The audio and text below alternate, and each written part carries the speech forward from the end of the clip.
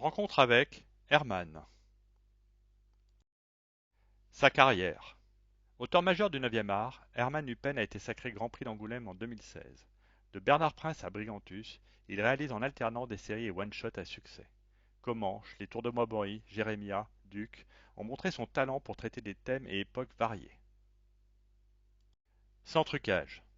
Il a déclaré dans une interview pour Télérama: Quand les gens tombent à terre dans mes BD, il faut que ça fasse mal. Il y a un côté physique chez moi, viscéral. Dans les westerns, il faut que ça sente les chevaux, le crottin, l'inconfort, la poussière. J'aime qu'on ait l'impression que les personnages sortent de terre. Je ne truque pas la réalité, je la montre. Sa rudesse. Herman pense que quelqu'un qui tire sur quelqu'un d'autre et cela fait pan, ce n'est plus possible. Il n'est pas brutal par plaisir, mais par nécessité. Car il ne veut pas dépeindre un monde qui n'existe pas, qui serait bien gentil, où tout le monde serait chouette.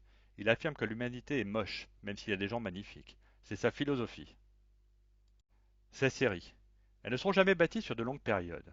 Certains imaginent qu'il les bâtit chronologiquement, peut-être inconsciemment, mais elles sont surtout bâties sur l'envie de moment.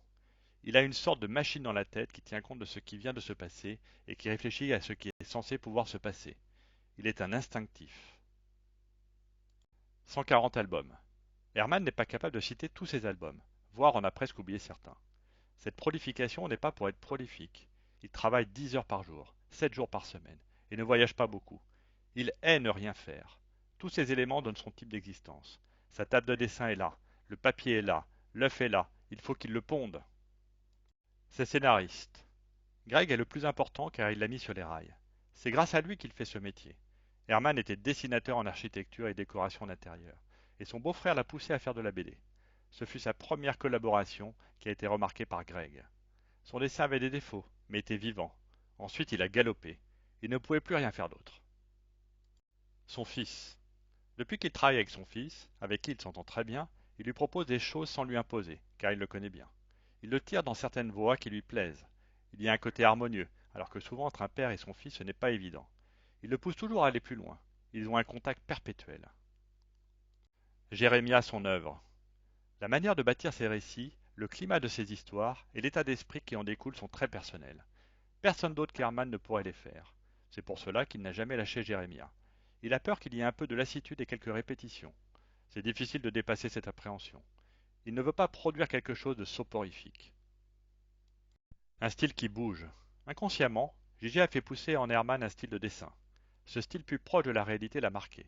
Il avait pris un autre chemin, mais Greg l'a bousculé pour évoluer. Il a été influencé de manière inconsciente. Avec le temps, il y a eu aussi une décantation de son style. Il y a toujours du Gigi, il y a toujours du Giraud dans son dessin, mais dilué. Sa technique. Maintenant, il utilise la matière de l'aquarelle. Mais ne fait pas de l'aquarelle traditionnelle, il fait de l'illustration à l'aquarelle. On ne fait pas du cinéma en bougeant son appareil photo dans tous les sens. C'est un peu la même chose. Pour la bande dessinée, il faut être lisible, être logique. Il espère arriver à mieux dans la technique de l'aquarelle. Dessin préparatoire. Pour Herman, les croquis permettent de construire la page après avoir écrit le scénario. Comme il n'est jamais parfait, il permet de le corriger. Les crayonnés préparent le terrain. Souvent, ils sont en format A4 qu'ils divisent en cases. Chaque case doit avoir son importance. Ce sont des croquis rapides, mais qui doivent rester équilibrés. Jamais du n'importe quoi. Les tirages de tête. Il aime bien ceux qui sont agrandis par rapport aux planches. La dimension des pages fait qu'on a l'impression d'être dans le paysage. Il a l'impression d'être au cinéma et d'entrer dans la scène. Cette impression, il ne l'a pas en dessinant. Monographe le fait plonger dans les albums qu'il réalise. Les expositions. François Bouc, qu'il aime beaucoup, dit qu'ils sont des artistes. Herman pense qu'ils ne sont pas des artistes, mais des artisans avec des petites poussées plus artistiques. Ils doivent fabriquer en fonction de la nécessité de narrer. Cela peut être exposé de temps en temps, mais ce n'est pas sa tasse de thé. Il a été étonné du succès de l'exposition d'Angoulême.